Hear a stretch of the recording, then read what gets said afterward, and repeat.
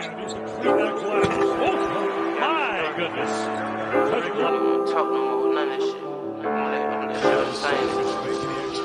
I'm gonna let you say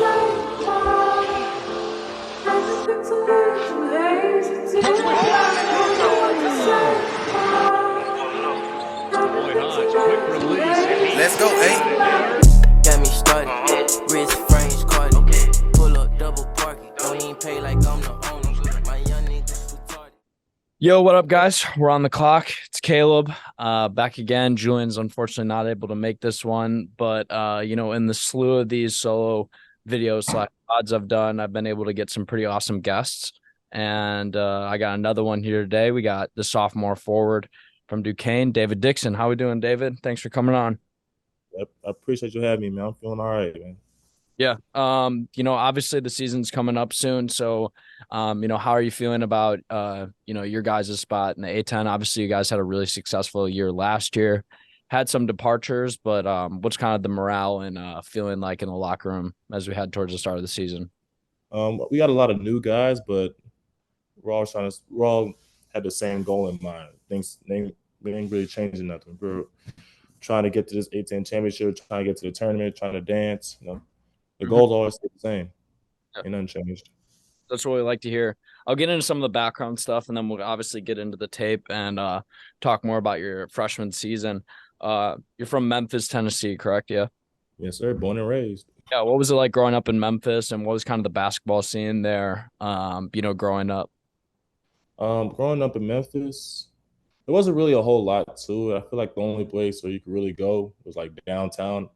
But like other than that, it wasn't really. It's like a real quiet area. They had it was a little dangerous at times, but that was like in the northern part of Memphis. I stayed in like the eastern part, so my parents wanted to keep me away from that.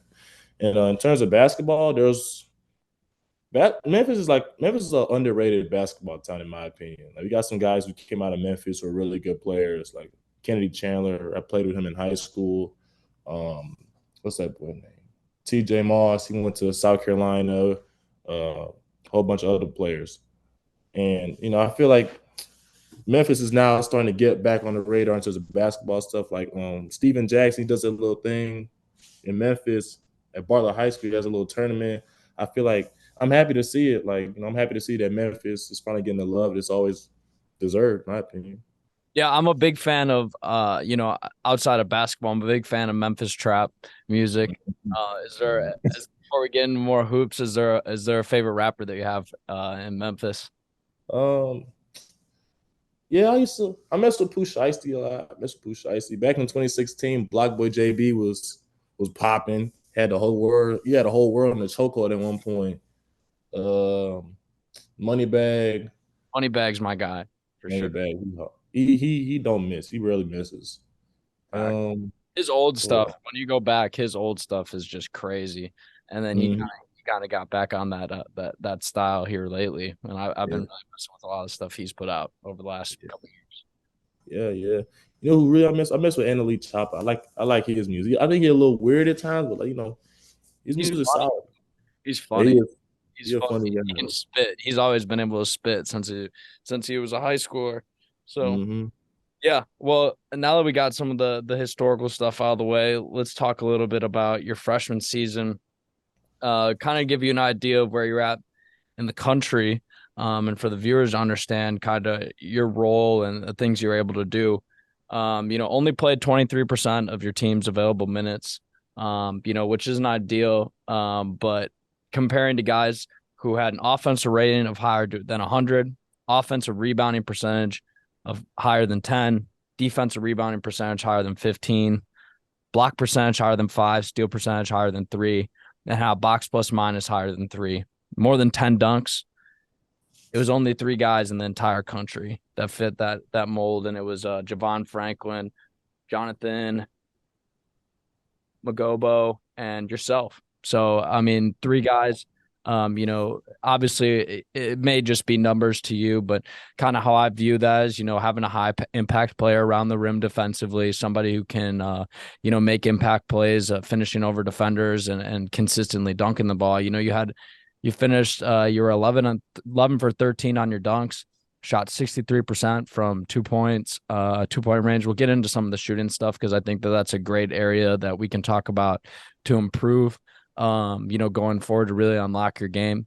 How'd you feel as a freshman? Obviously not a lot of minutes. So the big thing game to game obviously is going to be comfortability, consistency when you're getting your minutes. I felt you did a great job. You clearly knew your role as a rebounder and somebody who was able to be involved, in the pick and roll at times. And they even ran some sets for you pretty consistently when you were out there utilizing your athleticism and vertical spacing. So kind of what's your review on yourself as a freshman? I say as I came into college thinking that, I'm athletic. I don't really think that I feel like I'm a fit in well, but it actually took a lot of hard work to try and find my role because there are guys who were doing that and way stronger than me. So I had to hit the weight room, had to get in the gym more than I did. And, my coach told me when I first got here, it's not they don't really have players that come in there just to score. You only have like a couple of scores. You need to find them. You need to be a player that knows your role. Like find a role, find something that you're good at, and be the best at that. And mine was defense, rebounding, block shots, and just getting above the rim. Mm-hmm. Yep. And that I mean, it's been a consistent theme when I've talked to some of you younger guys. I say younger guys. I'm only like 3 years older than you, but finding a way to come in and impact the game other than scoring is a huge thing that you're going to have to do at every level of basketball, and especially playing the four. And as somebody who I think could potentially be a small ball five due to your versatility on defense, and even guard some wings, you're doing all the right things. I think, like I said, only 2 guys in the country, match some of your areas of skill, which is rebounding, especially on the offensive glass. And we'll get into some of that on the film. But I mean, the 2 guys that I also listed next to you are a senior and a junior. So you were doing things that no other freshman in the country were doing. So you should be proud of yourself. I think you had a great year, even though it may not look like it box score wise. In the analytics, you're a gem. You said it. You said it before we got on. And I couldn't have agreed more. You're a little underrated. And I told you that being at a A10 conference school is going to give you a great opportunity to continue as you get more minutes to elevate your stock. So I think if you keep doing these things that you came in to your freshman year, continue that mindset, be an impact player in the small ways, you're going to be just fine. We can get into the tape here a little bit, talk about a little bit of your development. We'll start at 0-0, the high school stuff. I like to lead a lot of this stuff with high school so people can see like the full development. You were a twig, man. I didn't realize going back that I was going to see you this skinny. What were you like 185, 190 in high school? I might have been like 170. I'm not gonna lie, 170, 180. I was lifting weights, but I wasn't gaining weight. I couldn't gain weight to save my life. Got that metabolism. How tall were you in high school? Have you just been 6'9" for a minute or I've been 6'9" for a minute. When I first got to high school, I was like 6'4", and then I grew to like 6'8" in high school. Like I grew to 6'8" my junior year. And then just added on the extra inch in between or whatever. Yeah, maybe the 6'9s in shoes, but we'll leave that to people to decide for themselves. But 6'8", 6'9", no different. Especially with your leaping ability. We'll get it rolling here. We'll look at some of these dunks.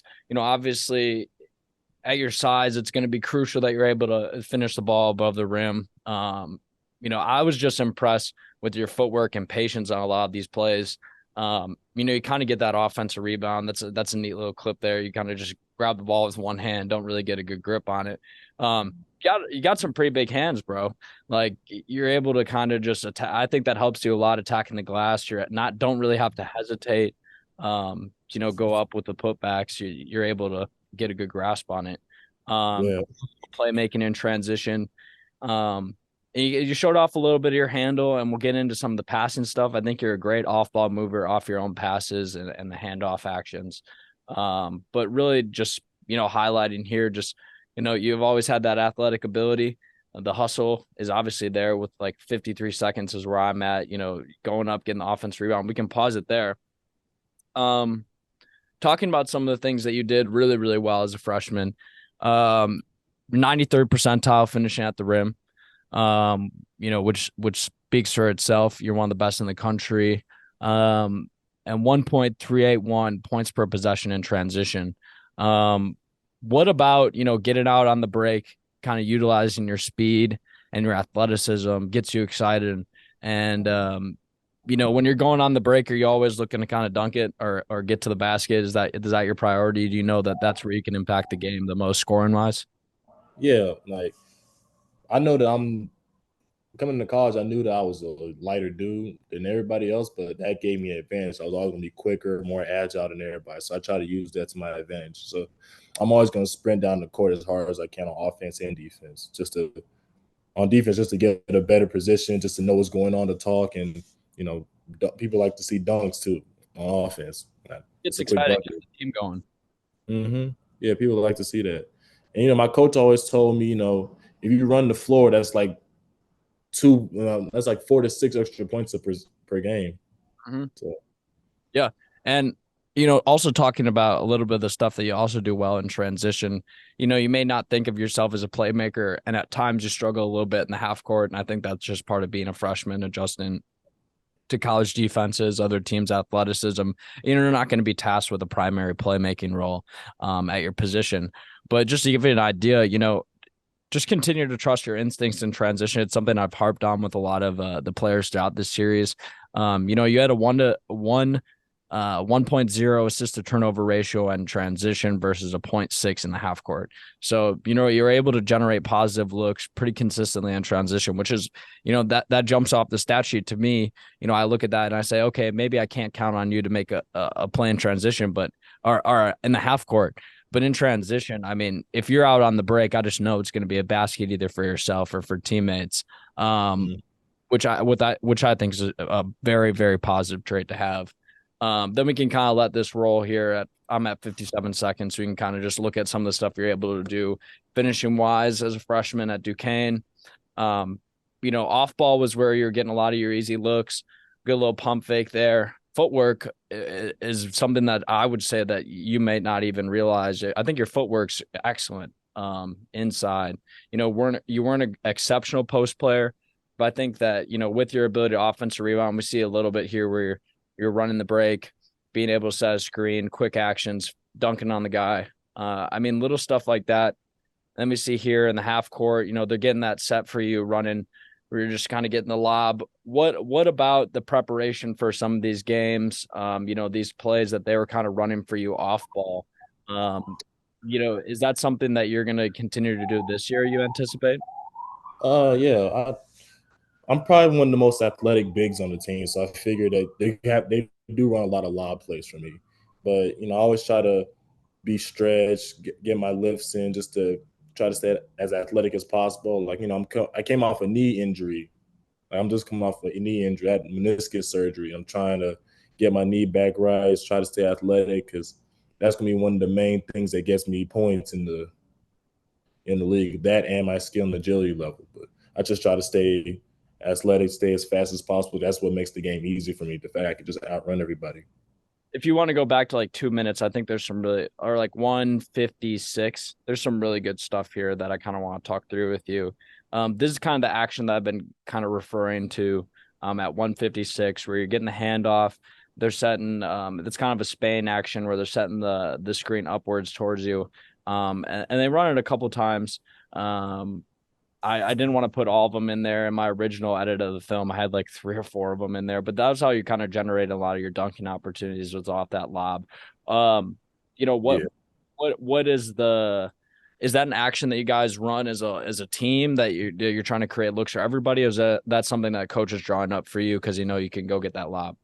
It is an action. It is a Spain. We run that Spain action. But like, if the player that sets the screen is too far on me, instead of me getting the lob, the guy who send the ball screen usually gets an open 3-pointer. So usually have our best shooters send the down screen for me to get the lob. And usually they're too busy worrying about my teammate Day Grant. We're too busy worrying about him getting the open 3 than me getting the dunk. So that's how I usually get some of my points off of it. Yeah, excellent. And then I'm at 215, and this is something I love, a little finesse finishing here, the high euro pickup. Something that you're gonna need to consistently score in transition, especially when teams are sending multiple buys at you. And then, I mean, as we're seeing, we talked about it. Just a lot of these clips are you hustling more than everybody else on the court, getting down on offense, just like you were saying. You had a really good game against UMass. A good handful of these clips you can pause at like 238. Um, Mhm. your game against UMass on, I think it was March 3rd. You had 13 points in 19 minutes, four offensive rebounds, eight total, and you had six steals and blocks. And then the key thing that I found that was really unique to all your other games: three assists, zero turnovers. What about that game, if you can remember? Obviously only 19 minutes, but you were able to be really efficient. You technically, I mean, looking back at the film, you impacted the game on almost every single possession on defense and on offense. When you're getting into that type of like activity rhythm, no, what's your feeling? Are you seeing red out there? Or kind of talk me through your mindset, because obviously I can't really relate. Um, Honestly, I wasn't sure I was gonna play that game. To be honest, I know that the starting center was sick, and coach was like, "All right, Dave, you're starting on this player," and I was like, "Oh, okay, good." Well, I got out. I saw that first shot going. I got an and one on that one layup, and I just said, okay, it's gonna be a good game for me. Because I don't really score that early in the game. Usually, I get like an offensive rebound or that something like that, maybe like 5-10 minutes into the game. Like one of the first three possessions of the game, I get a bucket and shooting free throws. So I'm like, okay, it's gonna be a good game for me. Then, things just started clicking.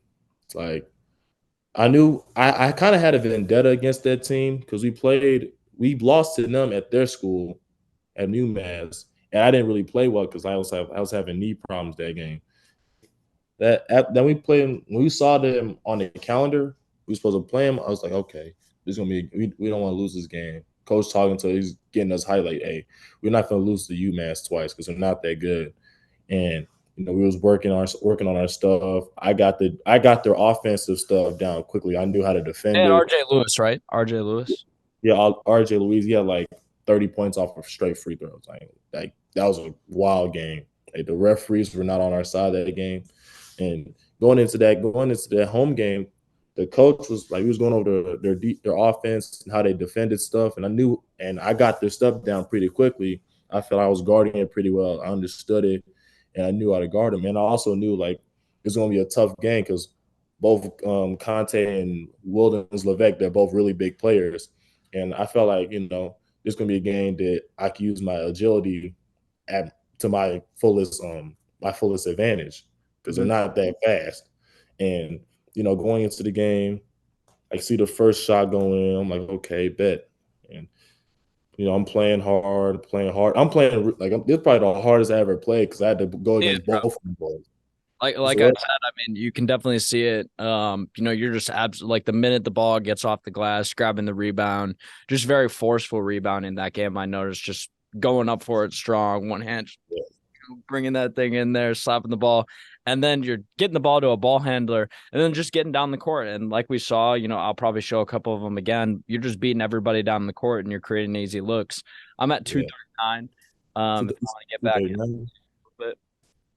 Oh, okay. This is still against UMass right here, correct? Yeah. I think this is Fordham. Oh, yeah, this is Fordham. The Yeah. red is confusing me sometimes.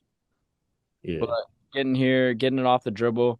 Not a big attack in the basket, but I think what we saw from your high school film is that you're very comfortable putting on the ball on the floor. You see you're patient here. Obviously you get denied there, able to get the pass back. The one thing I'd say on that play is just really making sure you're generally a great screen setter. So just making sure that you're setting that full body screen. Because that's really just going to create easy looks. But I like your off ball movement on that play. That's why I kind of extended the clip for so long. You're able to move around, find the open space, and eventually get a drive that worked for you. But here, I mean, it's just ferocity, bro. Not giving up on the play, even though you're getting blocked, still getting back to your rebound. And we can pause there once the shooting starts. Mm-hmm. what is like your mentality as an offensive rebounder, and where did that really come from? Um, really, my mentality is just to go get it. More just it's not really much to think about. Just go get it. I want the ball more than you. I'm gonna go get it. And that started from an early age. When I was first getting trained in basketball, I think my trainer knew that I was going to be like a big man. Mhm. So because I was way taller than everybody else, he's like, okay, well, you know, if you want an extra shot or an extra possession, you should go get offensive rebounds. Like you should want it more than anybody else. That's going to be easier points for you, and it's gonna make you look good. It's easier points for you, and you can throw it out and get your teammate another. But it's more assists. Like there's so much good things that can come off the offense rebound. There's an extra possession. Yep. You averaged 1.2 a game, which is pretty solid, respectively, throughout the country. Obviously, your offensive rebounding rate was exceptional, and that's something that really separated you from the pack in that query that I had earlier. And I'll bring up a guy later on that you kind of remind me of, and it's I'll get into it later. It was a really funny story that I had earlier today. Just one of those things that analytically and the film kind of intercept, and where you can see, sometimes although they're just numbers and it doesn't replace analyzing the stuff that's on the court, it's funny how often sometimes they kind of come together, and you find some really unique findings that confirm, analytically, they confirm what you see on the court. We'll get here to the shooting stuff. I think this is going to be pretty brief because obviously I'm sure you're aware that, you didn't shoot the ball very great at Duquesne last year. But I think the point here is more for the viewer and for people watching that want to see your development and are curious about your further development. If we're starting here at 332, is you were shooting the ball pretty confidently in high school. What do you think kind of changed? Is it a lack of opportunity? Do you think that maybe as you get into a rhythm this year with hopefully some more playing time, uh, Yeah. what's kind of your mindset as a shooter going forward, and how do you think you're going to turn around? Maybe what some people would view as a lackluster performance last year. Yeah. Offensively, I kind of struggled offensively, not to like I just went to what I was good at, just rebounding, hustling, playing hard. But I didn't really have much chance to shoot the ball like in practice. And when I did, it wasn't really like, a shot that I wanted to take. It was like a bad shot, in my opinion. And going into college, I wasn't really ready for like the change. I had to we lifted a whole lot more, and I didn't really get a lot of chances to go to get extra shots at because I was so tired from lifts and school and practice. So I think that's what kind of deteriorated my shooting ability. And I've been working on it a whole lot more over the summer. And as like, look, I just finished shooting after practice, so I'm getting more reps up, trying to work on it more, trying to put myself in positions to where I can shoot the ball more. Like I want to attempt more mid-range jumpers in the game or 3-point shots in the game. Yeah. And I think from my perspective, where it's going to be most valuable to your longevity as a player is, the athleticism isn't always going to last forever. And, it'll really extend your playing career if you can be a viable threat in the pick and pop, especially. And I think it will further accelerate, the notoriety you're going to get as a player if you can shoot, 1 to 2 jump shots a game and shoot around 40-45%. I don't think anybody's going to bat an eye at the percentages. I think they're going to be like, okay, this kid is confident and more confident than he was. He's getting back to that point where, he was shooting pull-up threes in high school, obviously playing with a lot more confidence and a lot more reps shooting the ball. If you can just turn yourself into a viable option off the catch, it's going to do a lot for your development as a player. And I think that that's going to be the biggest thing.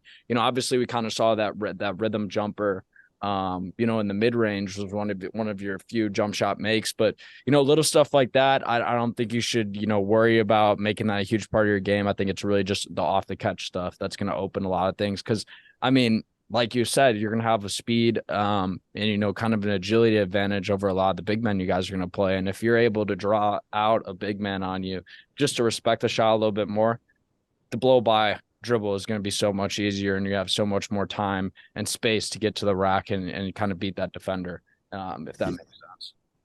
yeah, I get that. Yeah. Now we're going to get to the stuff that I love. Defense, bro. I think this is where your ceiling as a player is kind of limitless because of your versatility.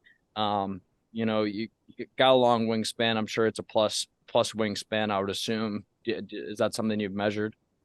Yeah, I think it's like somewhere around 7'2", I think. Might be 7'1", 7'2". Yeah, that's what the draft heads are gonna want to hear for sure. So we Mm-hmm. got let roll about 437. Um, so 4'7". obviously you definitely been a shot blocking threat. I only had the one clip, but your ability to play the lanes, I think, is gonna be because of that length that you can provide on the perimeter. And I think the biggest thing that I notice, is your switchability and versatility. And I think that that's something that's going to carry you pretty far. Obviously a great rebounder on the defensive end, and just due to pure hustle. Some of these are offensive rebounding clips mixed in there, but I just, the defense, the hustle, good pass out of the offensive rebound there, like you were saying before. Missing the touch floater, but the ferocity to go back and get that and immediately take it right back up is something that I like to see. And just like I said before, the switchability, being able to play multiple positions on the perimeter on defense is something that's not it's getting less and less underrated as the game's kind of moving more out onto the perimeter at the NBA level, which is what we should be focusing on for you, is getting to that point, because I think you definitely have a lane there. And we'll talk about a guy later that even if, it's not in the next year, or next year, there's still a lane for you as a 4-year player to still make a run at an NBA contract and definitely be an impact player overseas if it's not in the NBA. That chase down block at like 551 is just crazy, bro. Just what are you looking for as a shot blocker? I'm just curious, what is kind of the timing like? What's going through your head when you see a small guard go into the rim and he's not dunking the ball, so it's going to go up off the glass? Is it kind of like a kid in a candy store? You just know that's not going. Yeah, but honestly, I can't even tell you how I get most of my chase down blocks. Do it. I just so happen to do it. I'm still trying to figure it out myself because like there's been some crazy chase down blocks I've gotten, and I'm like, how did I get that? Like I think there was one against St. Bonaventure. I got that block. I was confused. I was like, I thought I was gonna be late or at least miss it. And ended up getting it. I'm like, wow, my arms are really long. I can really jump. Yeah, bro. And I think, I said it before, just trusting the instincts and trusting your gut reaction is going to be something that you can definitely rely on because of the physical gifts that you have that can kind of make up for errors. Looking at this tape here, this is the stuff I love: hounding on the perimeter, utilizing and knowing that you're going to be quicker than a lot of people that you're going to be guarding at the 4 or the 5. Staying active. I mean, this play at 6'10", I mean, the reason why I put it in is not because you blocked the shot.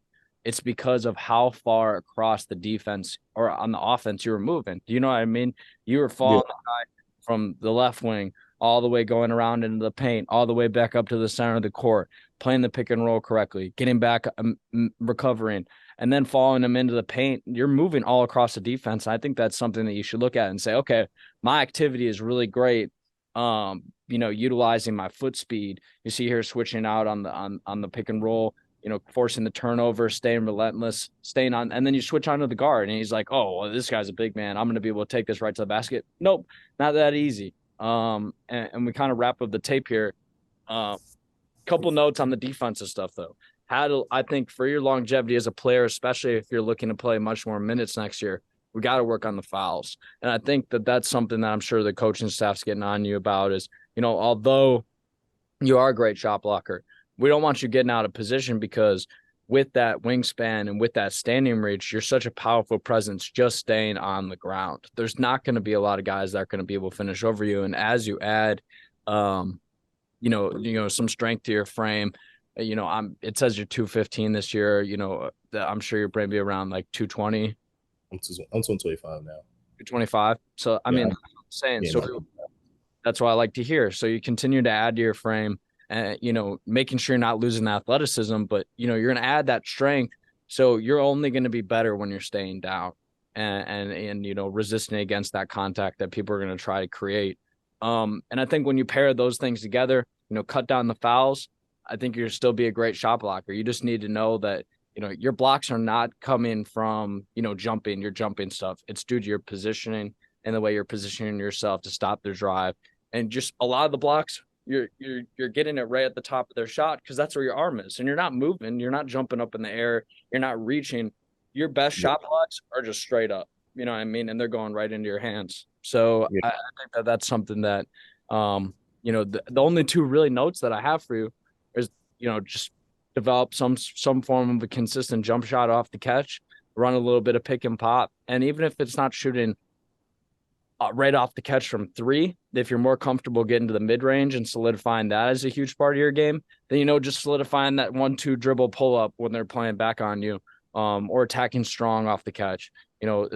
Spot up opportunities don't always have to generate a 3-point shot. And I think that that's something that a lot of people, especially at like the NBA analytics level, try to harp is it's threes or it's a dunk. No, not really. That's not how basketball actually works. You got to take what the defense is giving you. And I think if you can add, just a couple of wrinkles to your game on offense, it's going to open up a lot for you. Because then you're just going to be much more than just a rebounder and somebody who's a putback presence, a monster on the glass. Because, for example, I have a guy here. So I'll give you the story. So I'm sitting here. I work at a library on campus. I'm in the library right now in the recording studio that we have at UW-Madison.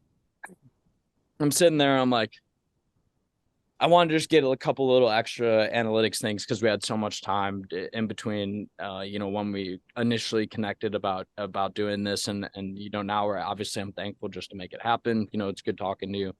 I was like, who does Dave kind of remind me of? And it clicked with me. I'm like, one of my you're one of my favorite players in college basketball, but one of my favorite NBA prospects of all time is Kenneth Faried. And I was like, damn, Kenneth Faried's low-key a great comp. I'm like, I'm curious because last time I did one of these, it was with Ethan Roberts. And I was like, he really reminds me of somebody who could turn from a 4-year player. He had a great freshman season at Army, transferring now to Drake in the MVC. And he reminds me of somebody who could really, just with his shooting ability, as a 4-year player, as a 3-year player, go and make an NBA career and do it off the bench as a spot-up shooter and somebody who can create offense efficiently. I was like, John Conchar, somebody like that. Went in to Bartorvik. Boom. First comp for him is John Conchar.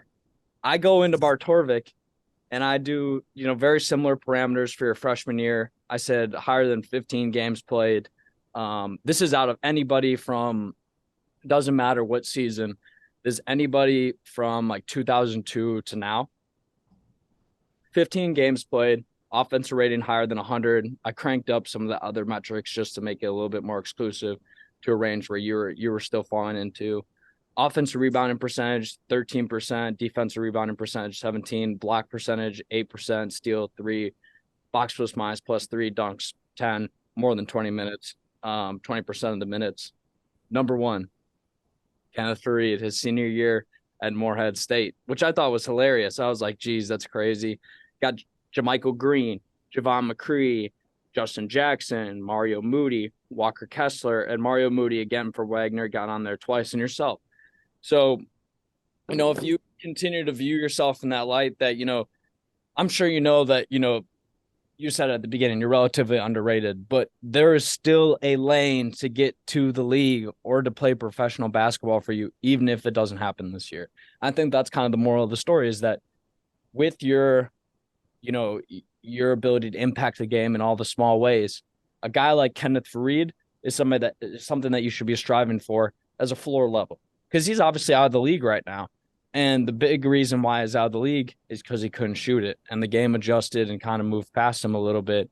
I'm sure he could probably make a run again as a rookie. He obviously had a couple injury problems, and obviously I'm hoping best for your knee and hoping a smooth recovery for you. And looking forward to seeing you get back on the floor this season, and staying healthy all year, obviously. But, even though there is that lane to be a guy like a Kenneth Faried, you should just strive for a step further than that. Being able to add the jump shot, being able to work on the fouls and things like that are only going to separate you from guys like that and move you into a different tier of conversation of a guy, like a PJ Tucker at the early part of his career where he's able to, transition into being a shooter more out of the corner. Small things like that, just continuing to add those wrinkles and evolve as a basketball player are things that I hope for you, going forward. Yeah. So that's kind of all I got. Relatively short because I really don't have much to nitpick about your game. I love your game as a player.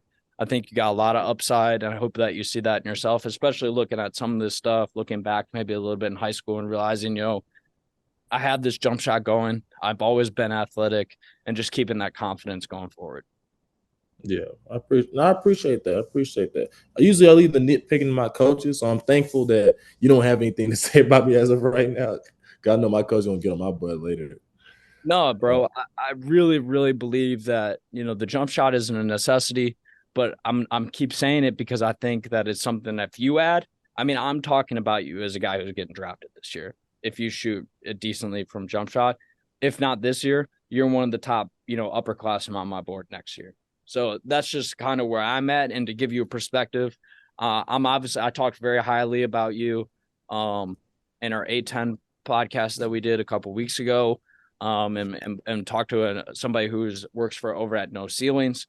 I don't know if you're big into the draft Twitter stuff. I doubt it because you got better things to do with your time. But they do great work over at No Ceilings, and people that like I said, are in the ears of people that matter a little bit more than me. So I'm obviously wishing for the best for you, and I thank you again for taking the time.